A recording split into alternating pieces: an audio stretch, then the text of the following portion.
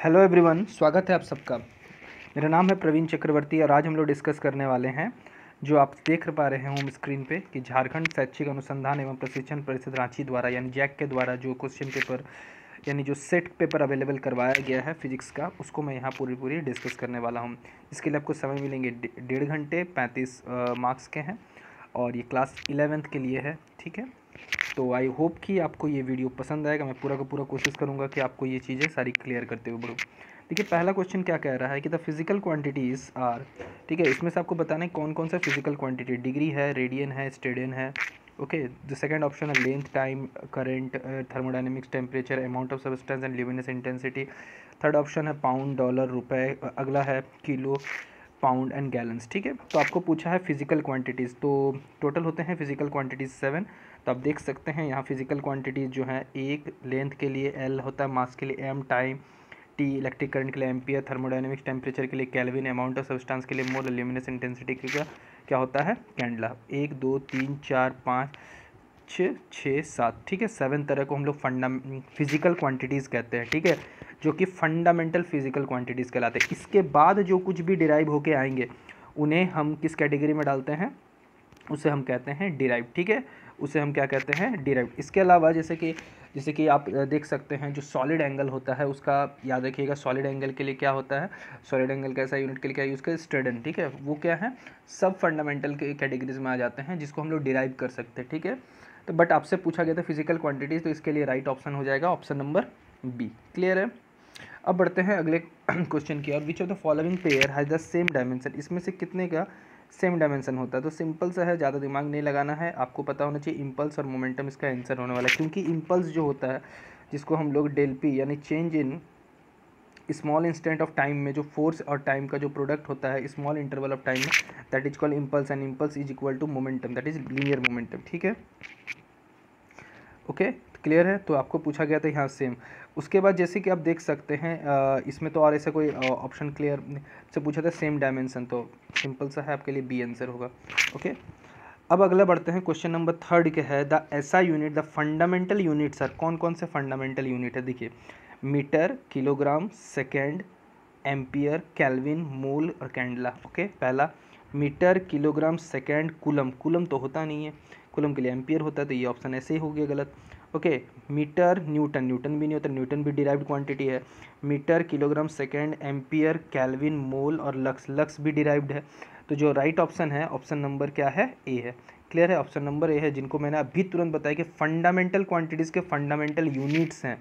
ठीक है, ज़्यादा दिमाग नहीं लगाना है। अगर आपको पूरा डिटेल जानना है तो जो दूसरा चैनल है न्यू वे एकेडमी, वहाँ पर डिटेल में पूरा का पूरा यूनिट्स एंड मेजरमेंट के बारे में पूरा डिस्कशन है। But examination point of view के बारे में आपके पास उतना समय नहीं है, इसलिए आप केवल आंसर देख सकते हैं। ओके, मैं केवल इंग्लिश में ही क्वेश्चन को डिस्कस कर रहा हूँ, बाकी आप हिंदी में आप समझ जा रहे होगे। देखिए रिजोल्यूशन का मतलब क्या होता है, देखिए resolution is a measure of the bias of the instrument, measure of the systematic error, the small amount of input signal change that instrument can detect reliably और नन ऑफ दिस। ओके, तो resolution का मतलब होता है, ऐसे तो अगर optics के हिसाब से आप रिजोल्यूशन देखने जाते हैं तो रिजोल्यूशन का मतलब होता है किसी भी दो चीज़ों को सेपरेटली देखने की कैपेबिलिटी। ओके, ऑप्टिकल इंस्ट्रूमेंट का रिजोल्यूशन निकालते हैं, बट यहाँ पर ऐसा कुछ हम लोग करने वाले हैं नहीं। यहाँ पर सिंपल पूछा कि रिजोल्यूशन ऑफ द डेटा की बात की जाए तो क्या है, बाइस ऑफ द इंस्ट्रूमेंट, इंस्ट्रूमेंट कितना बाइस्ड है। ठीक है, मेजर ऑफ द एरर, तो एरर से बात नहीं किया जा रहा है। Small amount of input signal change that instrument can detect reliably, तो यही चीज़ है किसका राइट ऑप्शन होगा, सी के। स्मॉल अमाउंट ऑफ जो आपने इनपुट सिग्नल दिया है उसको क्या हो जाए, उसमें जो चेंज आ रहा है जिसको आप रिलायबली यानी रिलायबल होकर मेजर कर सकते हैं, this is your right answer. Okay, अगला है कि absolute error of the measurement क्या होगा, तो इसका ऑप्शन नंबर हो जाएगा डी, क्योंकि ये इंडिविजुअल, ये डिफरेंस क्या है, individual measurement and true value के बीच में, यानी जो एरर आप निकालते हैं। देखिए पहला ऑप्शन जो है, मैं ऑप्शंस को यहाँ पर एलिमिनेट करते करते आप जा सकते हैं। जैसे यहाँ difference between the individual measurement and the true value of the quantity का क्यूब के बारे में, तो क्यूब से तो कोई रिलेशन नहीं होता है। सेकंड में स्क्वायर बोल दिया तो वहाँ पे ही वो क्रॉस हो गया। दूसरे बोले टू इंडिविजुअल, केवल दो ही के बीच में, नहीं ये तो नहीं हो सकता। ओके, एक है कि absolute error of the measurement में हर इंडिविजुअल मेजरमेंट और ट्रू वैल्यू के बीच में जो चेंज आता है that is known as absolute error. Okay, और उनका जब मीन निकाले सब मीन एब्सोल्यूट एरर के नाम से जानते हैं। ओके, बढ़ते हैं अपने क्वेश्चन नंबर 5 की ओर, क्वेश्चन नंबर 6 की ओर, सॉरी। क्वेश्चन नंबर 6 क्या कह रहा है कि एक बॉय स्टार्ट फ्रॉम रेस्ट, एक बॉय स्टार्ट कर रहा है रेस्ट से from A to a point B at a distance of 1.5 kilometre, okay, and return to A. If he takes 1 hour to do, say average velocity, सीधा answer है 0। दिमाग लगाना है, सिंपल सा। आप मुझे बताइए, जब कोई बॉडी ए से बी गया और फिर से वो ए आ गया तो उसकी displacement 0। Average velocity is total displacement by total time, that the simple answer is 0, okay. अगले क्वेश्चन की ओर बढ़ते हैं। क्वेश्चन नंबर 7 क्या बोल रहा है, body start from rest and travel with a uniform acceleration on a straight line if its velocity making an angle making a displacement of 32 metre in 8 metre per second, its acceleration. कोई body है, simple सा है, जो data given है उसको सबसे पहले use करते हुए रेस्ट में, यानी इसकी यू की वैल्यू 0 दी हुई है, ओके, और यूनिफॉर्म एक्सेलरेशन के साथ मूव कर रहा है। इफ़ इट्स वेलोसिटी, ओके, अगर इसकी velocity making and displacement of 32 metre, यानी डिस्प्लेसमेंट कितना हो जा रहा है, 32 मीटर हो जा रहा है, कितना और कितना का वेलोसिटी अटेंड कर ले रहा है, 8 मीटर पर सेकेंड, तो आपसे पूछा है एक्सेलरेशन, ठीक है। तो देखिए सिंपल सा, मैं यहाँ पे ग्रीन इसी स्क्रीन पे बताऊँगा, तो आपको सिर्फ इसको नोट करना है, ओके। देखिए क्या कैसे करके, मैं थोड़ा सा चलिए इसको जूम करके आपके लिए स्पेस बना देता हूँ। जो डेटा है ध्यान से देखिएगा कि आपके पास u0 है, v आपके पास 8 मीटर पर सेकेंड है और डिस्प्लेसमेंट है 32 मीटर। तो आपको पता है v square minus U square is equal to होता है 2as, ओके, यानी यहाँ पर 8 का स्क्वायर, 0 का स्क्वायर, 2 इंटू 1 इंटू 32, ओके, और सॉरी यहाँ पर a ही आपको निकालना है, तो यहाँ 64 और यहाँ पर भी 64a, तो that is a is 1 metre per second square, okay. तो जो राइट आंसर हो जाएगा इसका आपका 1, ऑप्शन 1 आ जाएगा, ओके, क्लियर है। क्वेश्चन नंबर 8 क्या कह रहा है, which of the following is the unit of velocity, velocity का यूनिट क्या होता है, तो that is right answer is metre per second, okay. Question number 9 की ओर बढ़ते हैं। The body starts from rest and travel for t second with uniform acceleration 2 metre per second if the displacement made by it 16 metre, the time travel t is, okay. तो question क्या कह रहा है, ध्यान से समझिए कि कोई बॉडी है, स्टार्ट कर रहा है रेस्ट से, तो रेस्ट से है उसकी इनिशियल वेलोसिटी क्या है, 0, और वो t सेकेंड के लिए ट्रैवल करता है with uniform acceleration 2 metre per second square, okay. और इस बीच में उसकी जो डिस्प्लेसमेंट है वो है 16 मीटर, तो बताइए इसमें कितना टाइम लगा। तो सिंपल सा है, ओके, कलर इसका हम लोग चेंज कर लेते हैं। तो देखिए ध्यान से, s is equal to U T plus half A T square का इक्वेशन लगाइए, ओके। s आपका है दिया हुआ 16, u कितना है 0, प्लस 1/2 इंटू 2 इंटू टी का स्क्वायर, t और t कैंसिल हो जाएगा, यानी आपके पास बच जाएगा T square is equal to 16, तो that is t is equal to 4 second, okay. t is equal to कितना हो जाएगा, 4 सेकेंड इसका आंसर हो जाएगा, ओके, क्लियर है। तो आई होप कि आपको ये चीज़ समझ में आ गई होगी। बढ़ते अपने क्वेश्चन नंबर 10 की ओर। क्वेश्चन नंबर 10 क्या कह रहा है, okay, a body starts from rest if its travel with an acceleration of 2 metre per second square, okay, कितना का एक्सेलरेशन आ गया है बॉडी में, 2 मीटर पर सेकेंड स्क्वायर का एक्सेलरेशन आ चुका है, ओके, थोड़ा सा। तो the displacement at the end of 3 second, तो तीसरे सेकेंड में कितना इसका डिस्प्लेसमेंट है ये आपसे निकालने का कहा गया है, ओके। ऑप्शन है 9 मीटर, 12 मीटर, 16 मीटर और 10 मीटर, ओके। तो देखिए इस क्वेश्चन में क्या कह रहा है, सबसे पहले आपके पास बॉडी की इनिशियल वेलोसिटी क्या दी हुई है, ओके, ये पेन क्यों नहीं काम कर रहा भाई, इनिशियल वेलोसिटी आपकी 0 दी हुई है, और ये कितना का एक्सेलरेशन से ट्रैवल कर रहा है, 2 मीटर पर सेकेंड स्क्वायर से। अगर बोला इस displacement at the end of third second, end of displacement at the end of three seconds is, तो कितना इसने 3 सेकेंड में डिस्प्लेसमेंट ट्रेवल किया, ओके।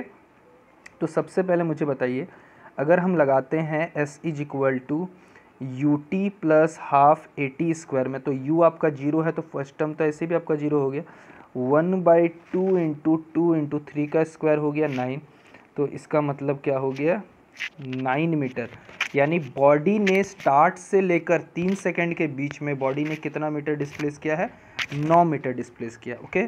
तो ये आपका आंसर तो आ गया है 9 मीटर, लेकिन इस क्वेश्चन में यहाँ पर बोला क्या गया था, थोड़ा सा और समझिए, it displacement at the end of 3 second, तीसरे सेकेंड के एंड में, ठीक है, उसने कितना डिस्प्लेस किया। इस क्वेश्चन को आप समझने की कोशिश कीजिएगा। तो एक तरीके से इसका आंसर तो 9 मीटर आ चुका है, but there is some doubtful thing in this question. Question में क्या डाउट है, ठीक है, क्वेश्चन में क्या कहा गया है कि आपको बोला गया कि at the end of 3 seconds is, ठीक है, तीसरे सेकंड के अंत में है कितना है। तो उस हिसाब से ये तो कंप्लीट जर्नी के बात हो गया, 9 मीटर हो गया। लेकिन अगर आपको बोला जाता है कि 3 सेकंड के अंत में, मतलब उसने 0 से 3 सेकंड और 3 से बीच में 4 में कितना डिस्प्लेसमेंट हुआ, वो आपसे पूछा गया था, ठीक है। तो इसे कैसे करके निकालेंगे, सबसे पहले बात ये है, ठीक है। तो देखते हैं इसे। तो सबसे पहला आपको पता क्या है कि v is equal to U plus A T का होता है। v is equal to U plus A T. U तो हमेशा से 0 है स्टार्टिंग में, और एक्सेलरेशन इसमें 2 दिया हुआ। सपोज कीजिए 3 सेकंड के लास्ट में उसके पास कितनी वेलोसिटी होती, 6 मीटर पर सेकंड, और चौथे सेकंड के अंत में इसके पास कितनी वेलोसिटी है। अगर यही इक्वेशन लगाते तो v is equal to U plus A T के साथ 0 + 2 × 4 यानी 8। ओके, तो दैट मीन्स है कि पार्टिकल जब ट्रैवल कर रहा होगा, ओके, पार्टिकल जब ट्रैवल कर रहा होगा 3 सेकंड से 4 सेकंड के बीच में जर्नी में, तो उस समय यहाँ पे उसकी वेलोसिटी कितनी थी, 6 मीटर पर सेकंड, और यहाँ पर कितना था, 8। तो यानी u हो गया 6 और v हो गया 8, और टाइम इस बीच में उसको लगा है 1 सेकंड। ओके, तो देखते हैं कितना इसे इस 1 सेकंड के गैप में कितना ट्रैवल कर रहा है। तो अगर हम इस चीज़ को यहाँ पे यूज़ करते हैं तो यहाँ से हमें क्या आना चाहिए बताइए, कि हम लगाते हैं v² - u² is equal to 2as। तो बता सकते हैं, आप देख सकते हैं v की जो वैल्यू थी यहाँ 8 का स्क्वायर - 6 का स्क्वायर और 2 × 2 × s। तो इसे आप सॉल्व कर रहे हैं, 64 - 36 इज इक्वल टू 4s। तो यहाँ से आपका हो गया है 8 और यहाँ से 28 हो जाएगा, और यहाँ पे 4s, तो s का वैल्यू 7 मीटर आना चाहिए। बट ऐसा कोई आंसर नहीं दिया हुआ है, तो you have to go with the option 1, there is no option for you. Okay, तो आई होप कि आपको ये क्वेश्चन का मीनिंग समझ में आ गया होगा कि इस क्वेश्चन में मिस्टेक है। ओके, चलिए बढ़ते हैं अपने अगले क्वेश्चन की ओर। अगला क्वेश्चन क्या कह रहा है, a body makes a displacement of 4 metre due east from the point A and makes displacement 3 metre north. तो आंसर होगा, रिजल्टेंट पूछा है तो resultant displacement from A 5 metre होगा। ओके, सिंपल सा, कुछ नहीं करना। एक बॉडी ईस्ट की तरफ जा रहा था, वो 4 मीटर गया, फिर वो क्या हो रहा है 3 मीटर नॉर्थ की तरफ मुड़ गया। ये इसकी इनिशियल पोजीशन, ये इसके, तो ये 5 मीटर किधर गया है, नॉर्थ ईस्ट में गया है। तो आपसे मैग्नीट्यूड पूछा था, तो राइट आंसर हो जाएगा ऑप्शन सी। क्लियर है। बढ़ते हैं अपने अगले क्वेश्चन की ओर। अगला क्वेश्चन क्या कह रहा है, body is travelling in a circle at constant speed. एक कोई बॉडी है जो सर्कल में कांस्टेंट स्पीड के साथ मूव कर रहा है। एक बॉडी है जो कांस्टेंट स्पीड यानी v इसकी कांस्टेंट है, तो its had inward acceleration, it constant velocity, no acceleration and outward radial acceleration. तो इस क्वेश्चन में आपको पता है कि जब बॉडी सर्कुलर पाथ में घूमता है तो it experience a net inward acceleration, okay, जिसको आप सेंट्रीपिटल कहते हैं। तो एक पहला तो ऑप्शन होगा। कांस्टेंट वेलोसिटी नहीं हो सकता, वेलोसिटी की मैग्नीट्यूड कांस्टेंट हो सकता, क्योंकि वेलोसिटी एक वेक्टर क्वांटिटी, हर पॉइंट पे इसकी वेलोसिटी बदलती जाएगी। तो ये ऑप्शन ऐसे ही खत्म हो गया। नो एक्सेलरेशन वाला ही केस नहीं होगा, क्योंकि बॉडी जब सर्कुलर पाथ में है तो उस पर सेंट्रीपिटल फोर्स लग रहा है, यानी सेंट्रीफ्यूगली क्या हो रहा है, एक्सेलरेट हो रहा है। ओके, ऑप्शन डी क्या बोलना चाह रहा है, it has an output radial acceleration. No, it has inward radial acceleration.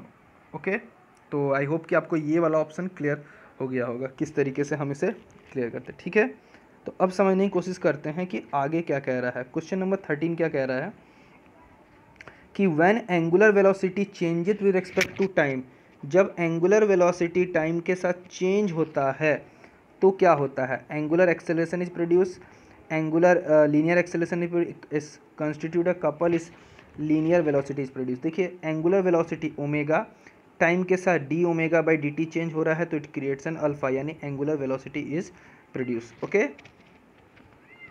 अगला बोल रहा है कि the time of flight is equal to the 4 times the time needed to reach the maximum height. अगला बोल रहा है, सेकंड ऑप्शन बोल रहा है thrice the time necessary to reach the maximum height equal to the time necessary to reach maximum height और twice the time necessary to maximum height. देखिए simple सा ये क्वेश्चन है प्रोजेक्टाइल मोशन का, कि बॉडी को प्रोजेक्टेड किया गया है, वो ग्राउंड को लेवल को रीच कर रहा है।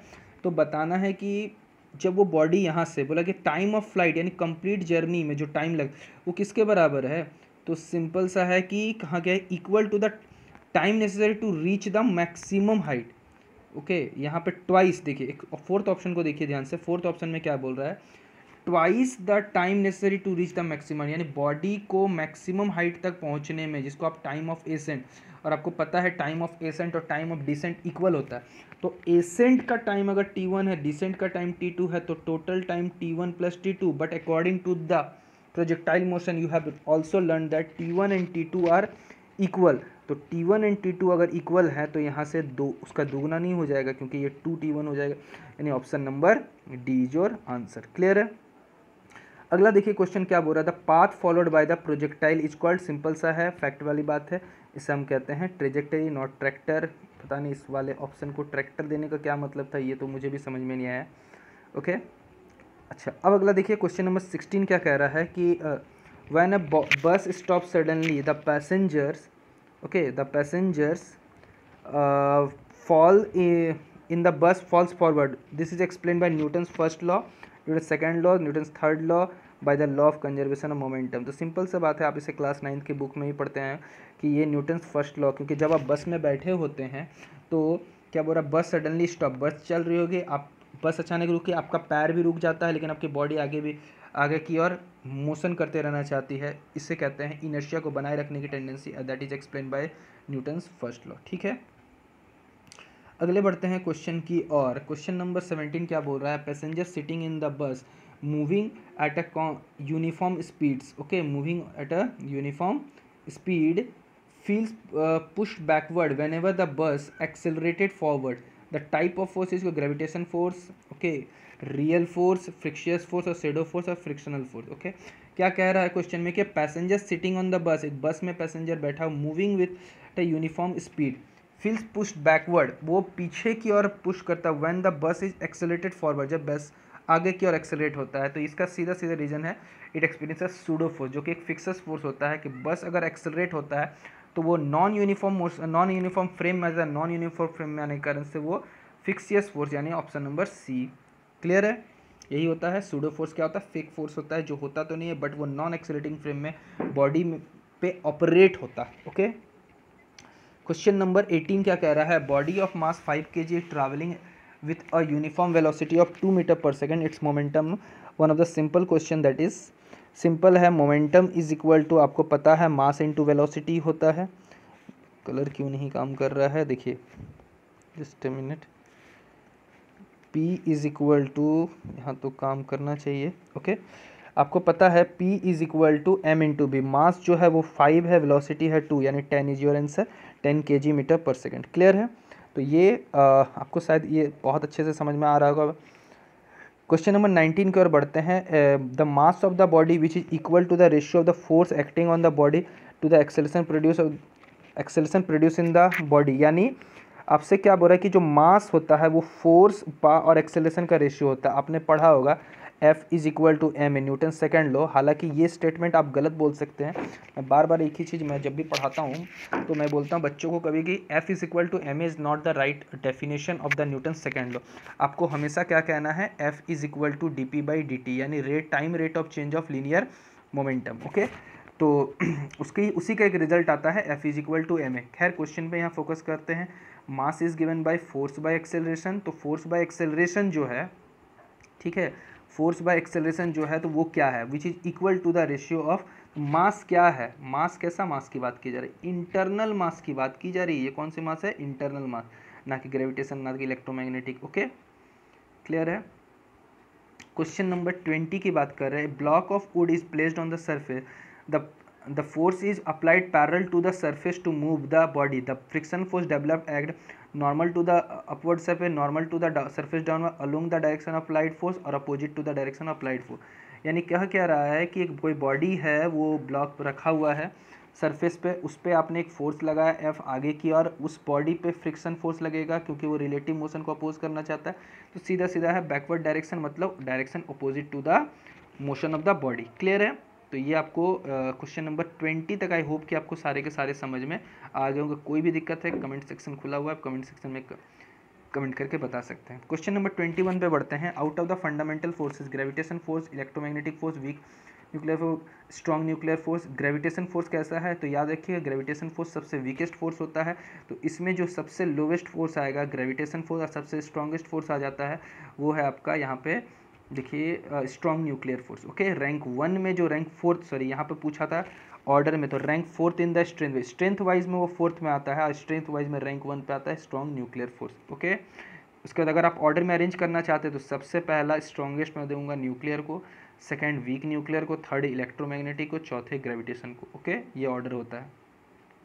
क्वेश्चन में क्या कह रहा है? क्वेश्चन नंबर 22 क्या कह रहा है? The frame of reference attested to the satellite is an inertial frame, absolute frame at with respect to the star, non inertial gravitation. तो सीधा इसका आंसर है नॉन इनर्शियल। सैटेलाइट के रिस्पेक्ट में जो अर्थ से सैटेलाइट है, ओके, अब ये सैटेलाइट पे भी डिपेंड करता है कि सैटेलाइट कैसा है। सैटेलाइट अगर जियो स्टेशनरी सैटेलाइट है तो उसके रिस्पेक्ट में आप उसको हमेशा इनर्शियल में देखेंगे, but non most of the cases में satellite is an non inertial frame of reference होता है। क्लियर है? अगले क्वेश्चन की ओर बढ़ते हैं। क्वेश्चन नंबर 23 क्या कह रहा है? Block of mass m is placed on the flat surface. एक ब्लॉक है जिसका मास क्या है? m है, वो फ्लैट सरफेस पर रखा हुआ है। Okay, the force is applied to move it parallel to the surface, the friction force F is developed proportional to the. Simple सा बात है, आप मुझे बताइए कि कोई ब्लॉक सरफेस पे रखा हुआ है, आपने उस पर फोर्स लगाया, फ्रिक्शन फोर्स पीछे लगता है, तो फ्रिक्शन फोर्स किस पे डिपेंड करता है? केवल नॉर्मल रिएक्शन पे। तो पहला बोला square of the mass of the body, नहीं, मास ऑफ द बॉडी। अच्छा, ये देखिए reciprocal of the mass of the body और रेसिप्रोकल ऑफ द इस बॉडी। तो देखिए थोड़ा सा मैं इसको जूम करके क्लियर करके समझा देता हूँ आपको, ज़्यादा बेटर समझ में। सपोज कीजिए कि कोई बॉडी है, उसको सरफेस पर रखा हुआ। एक चीज़ बताइए, इसका वेट लगेगा डाउनवर्ड, उस पर एक नॉर्मल रिएक्शन मिलेगा। आपने एक फोर्स लगाया एफ इज, तो फ्रिक्शन फोर्स पीछे की ओर लगता है। तो आपको पता है friction force is equal to mu N होता है, और यहाँ पर फ्री बॉडी डायग्राम से एन इज इक्वल टू आपको एम जी इक्वल दिखाई, upward is equal to downward. तो इसमें एफ इज इक्वल टू क्या हो जाएगा? म्यू इंटू एम जी हो जाएगा, mu into M G. That means friction force किस पे डिपेंड कर रहा है? देख सकते हैं फ्रिक्शन फोर्स मास पे डिपेंड कर रहा है, क्योंकि आप देखिए यहाँ से F is equal to mu M G, तो that means friction force mass of the body पे डिपेंड करता है। ओके, क्लियर है? तो इसके हिसाब से ऑप्शन नंबर बी इसका आंसर होना चाहिए। क्लियर है? अगला क्वेश्चन क्या बोल रहा है? Machine gun fires bullet of 40 gram with a velocity of 200 metre per second, the man holding it can exert a maximum force of 1444 newton. ठीक है, how many bullet can be fire per second at the most? Okay, simple सा question है। आपको क्या बोला कि एक body है जिसके बुलेट है जिसकी मास कितने ग्राम दी हुई है? 40 ग्राम दी हुई है। कितना ग्राम दिया हुआ? 40 ग्राम। 40 ग्राम को आप किलो में ला सकते हैं। वेलोसिटी है 1200 मीटर पर सेकेंड, और वो गन जब छूट रहा है तो उस पर वो 149 न्यूटन का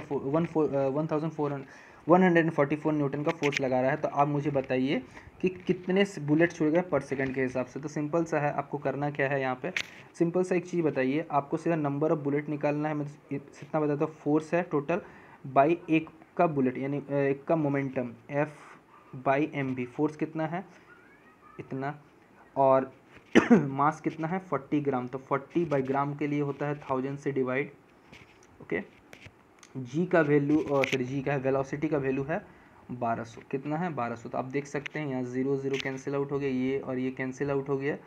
ओके, और अच्छा यहाँ से आप देख सकते हैं 12 को 12 बार में कट जाता है, ये इतना बार में कट गया, तो राइट आंसर ऑप्शन 3 बन जाता है। क्लियर है? One of the simplest answer. तो ध्यान से अगर आप वीडियोज़ को देखते हैं तो आपको क्लैरिटी जरूर आएगी। ओके, क्वेश्चन नंबर 25 क्या कह रहा है? Body of mass 10 kg is travelling with a uniform speed 5 metre per second. Okay, its kinetic energy. कोई बॉडी है, सिंपल है, मास है और उसकी स्पीड कितनी है? 5 मीटर। काइनेटिक एनर्जी का फॉर्मूला होता है, आप जानते हैं, हाफ एम बी स्क्वायर। तो हाफ मास कितना है आपका? 10 है, वेलोसिटी कितना है? 5 का स्क्वायर 25। तो इसको इससे काट दिया तो आप देख सकते हैं 125 जूल। ओके, सिंपल सा 125 जूल, यानी ऑप्शन नंबर बी। क्लियर है? अब बढ़ते हैं अपने क्वेश्चन नंबर 26 की ओर। The quantity of work okay of 1000 joule is done on 2 second power. तो सिंपल सा है, पावर इज इक्वल टू होता है वर्क बाय टाइम, और आपके पास टोटल जो वर्क है वो है 1000 जूल, और टाइम आपको 2 सेकेंड लगा है, यानी आपका 500 वाट। ओके, 500 वाट, जिसको आप एग्जाम में 0.5 किलोवाट भी लिख सकते हैं, ओके, बट यहाँ पर ऐसा कुछ कहा नहीं गया है। क्वेश्चन नंबर 27 की ओर बढ़ते हैं। Body of mass 10 kg moving at a height of 2 metre with uniform speed of 2 metre per second, the total energy है। कोई बॉडी है वो 10 kg का है, उसे moving up to a height of, उसको 2 मीटर के हाइट पर रखा गया है at a uniform speed with uniform speed of 2 metre per second, तो इसकी टोटल एनर्जी कितनी होनी चाहिए, कितनी होनी चाहिए। तो देखिए ध्यान से यहाँ से ऐसा, तो टोटल एनर्जी क्या हो सकता है कि जब बॉडी है किसी, देखिए क्वेश्चन में थोड़ा सा और क्लैरिटी ला सकती थी, जो सैम्पल पेपर जो बनाने वाले हैं उसको मैं एक कुछ बात कहना चाहूँगा कि थोड़ी सी क्वेश्चन को और क्लैरिफाई करना चाहिए था। हालांकि क्वेश्चंस बहुत आसान है, क्वेश्चन इससे आसान नहीं हो सकते थे, लेकिन थोड़ा सा और क्लैरिफाई करना है।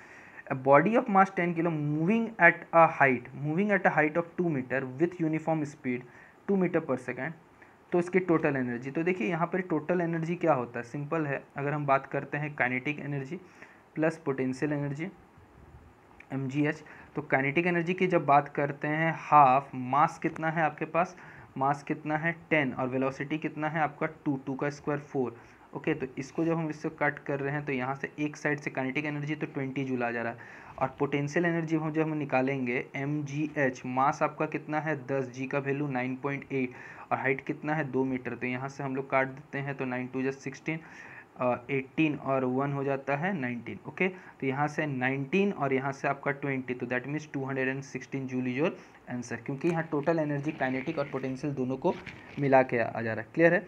क्वेश्चन नंबर 28 के बढ़ते हैं। 2 masses of 1 kg and 4 kg are moving with equal kinetic energy, the ratio of their magnitude of their linear momentum, okay. दो बॉडी है जिनके मासेस 1 kg और 4 kg है, तो उनके मैग्नीट्यूड लीनियर मोमेंटम है, तो लीनियर मोमेंटम और काइनेटिक एनर्जी में रिलेशन होता है P is equal to 2m K, okay, P is equal to √2m के।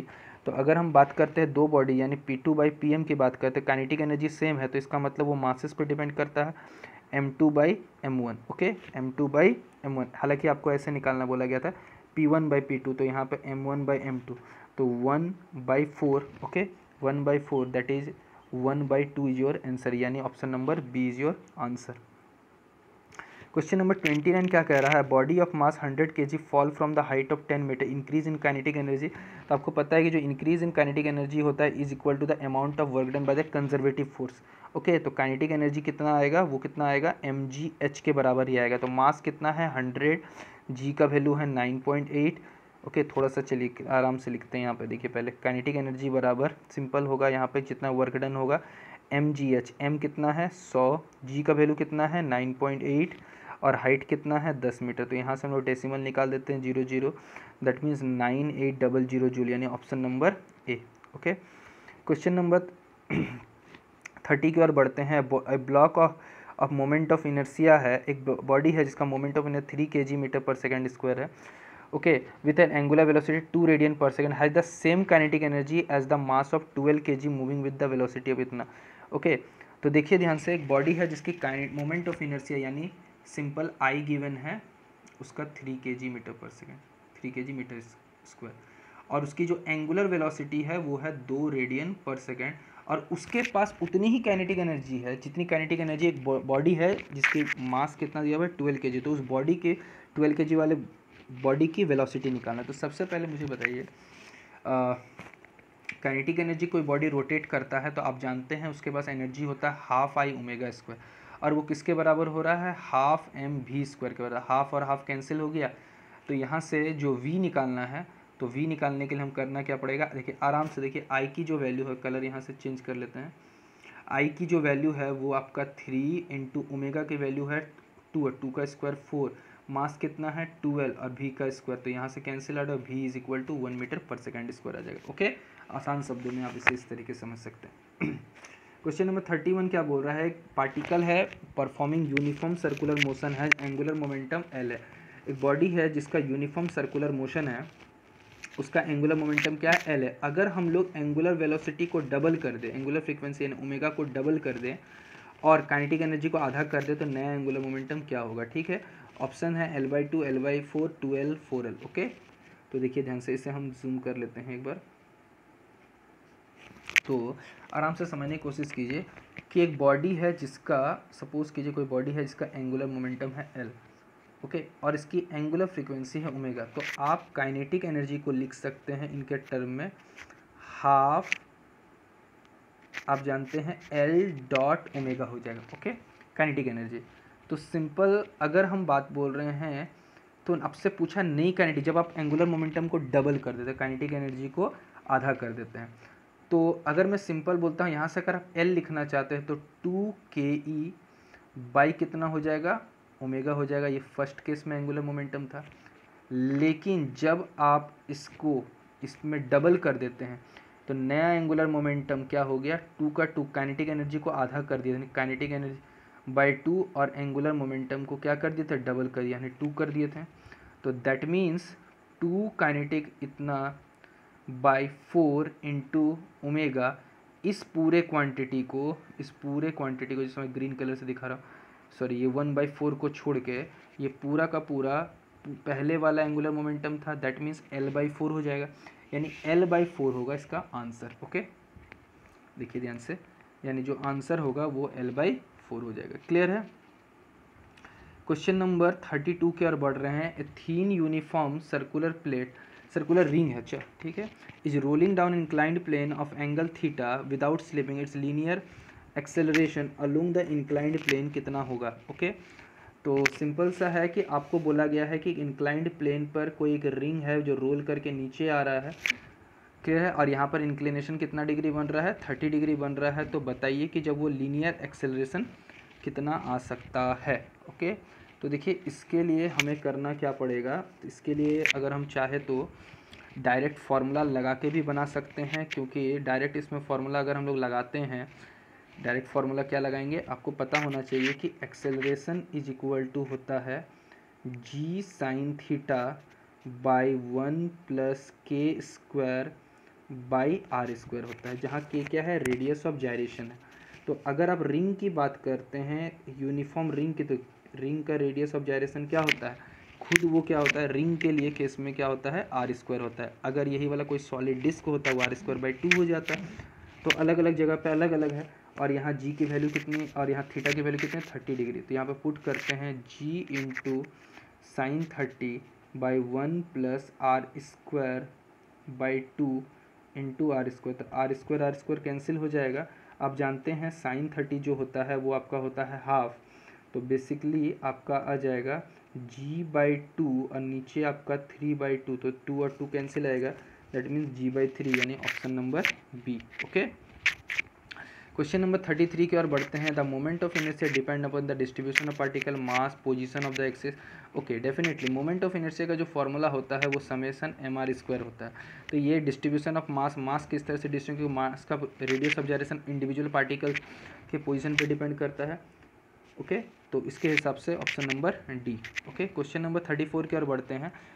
If a body is rotating along about an axis passing through the center of mass, that is angular momentum is directed along the axis. okay, अगर कोई body axis के about घूम रहा है, passing to the centre of mass, तो उसका जो angular momentum होता है वो खुद भी एक्सिस के तरफ होता है, यानी along the axis of rotation. Clear है।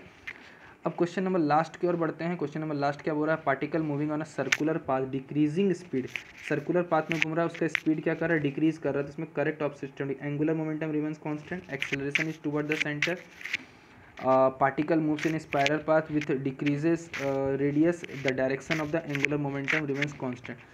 कोई पार्टिकल अगर सर्कुलर पाथ में घूम रहा है, उसका स्पीड घूम रहा है, तो उसका पाथ क्या होगा, विथ डिक्रीज, उसकी स्पीड धीरे धीरे कम होती जा रही है, तो उसका पाथ धीरे धीरे स्पाइरल होते जाएगा, और जब जाके वो क्या होगा, finally coincide with the radius, यानी particle move the spiral path with decreasing radius. Okay, तो यहाँ पे आपके 35 क्वेश्चंस खत्म होते हैं। आई होप कि आपको वीडियो पसंद आया होगा। वीडियो को पसंद आया तो इसे लाइक, शेयर और चैनल को सब्सक्राइब करना ना भूलें। Thank you.